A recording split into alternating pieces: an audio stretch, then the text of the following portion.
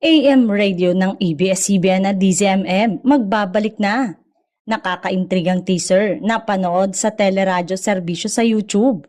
Ang tunay na tunog ng unang pagdating sa paghahatid ng balita at public service. Muli nga bang mapapakinggan?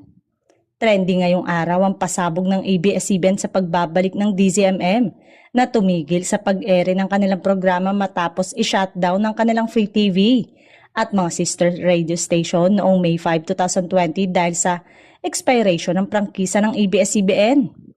Malaki ang naging kawalan sa gobyerno ang pagkawala sa ere ng ABS-CBN na nakatutulong sa pagpapakalat ng mahalagang impormasyon sa publiko na ngayon ay unti-unti nang bumabalik.